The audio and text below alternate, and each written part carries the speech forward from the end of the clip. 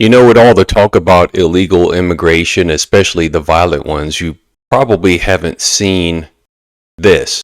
Take a look.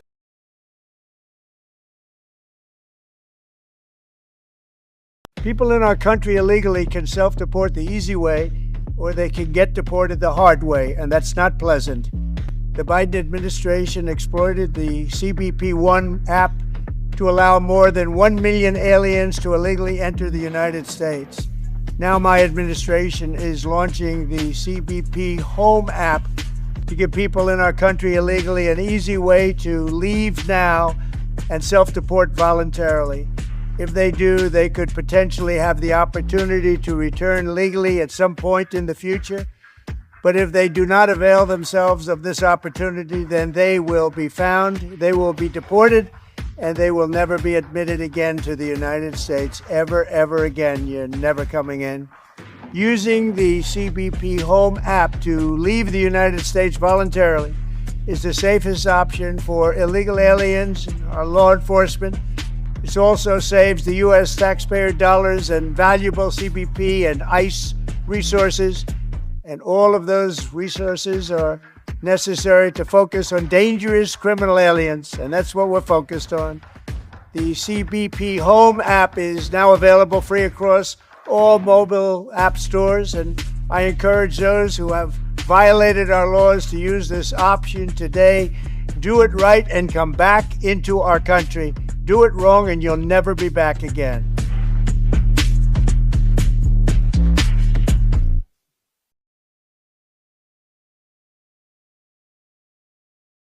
I thought that was interesting. There was an app that was used during the Biden administration to encourage folks to come to the nation illegally, and they were subsidized in doing so and even flown into the country. I understand that app would basically be used to almost like a travel agency to get folks to come to the nation. There's no other clear excuse for that other than you just want to replace Americans. Same thing's happening in the UK, in Australia, many places in Western Europe, in Canada. And so I thought that was interesting to see it.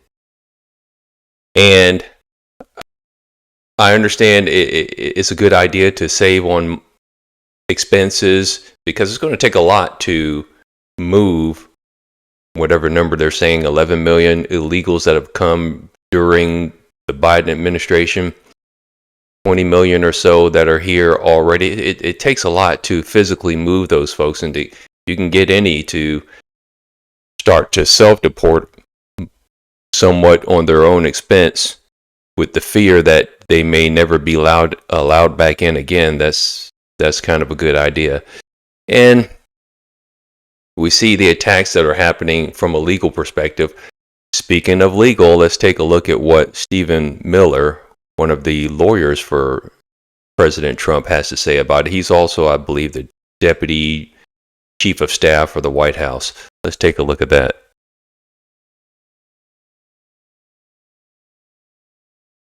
The real answer, Rob, is that the communist judges are issuing injunctions against President Trump because he is the first president in our lifetimes to reassert the rule of law and constitutional order in this country, to say illegal aliens cannot live here, to say that foreign criminal gangs cannot menace our citizens, to say that unelected bureaucrats do not control the direction of federal policy, to say that foreign aid is not a right, but a foreign policy function vested in Article 2 and the Commander-in-Chief.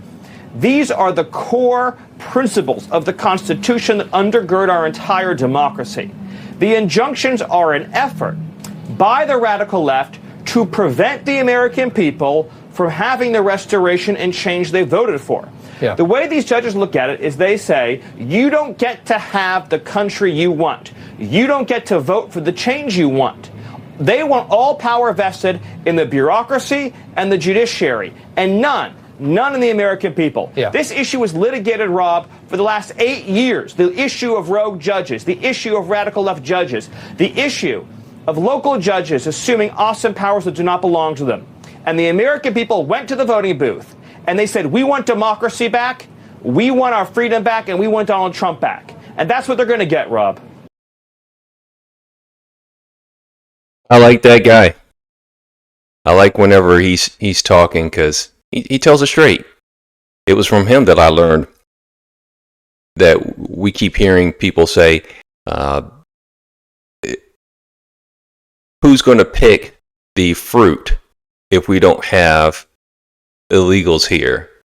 They're doing jobs nobody else will want to do. And he pointed out less than 5%, I think he said 1 to 2% of folks who come here illegally are actually working in farms.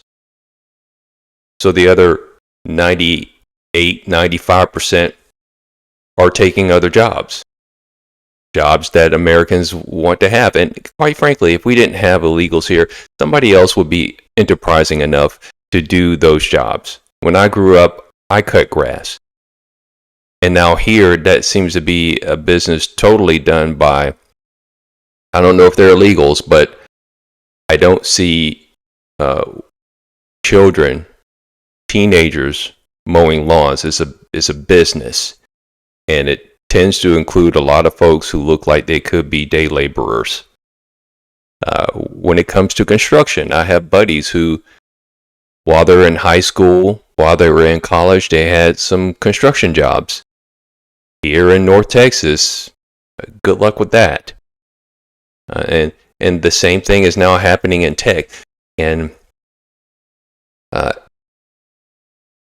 but for Donald J. Trump, we probably wouldn't see some serious moves on illegal immigration until it started to affect the jobs of lawyers and politicians and news anchors, because they just don't seem to care.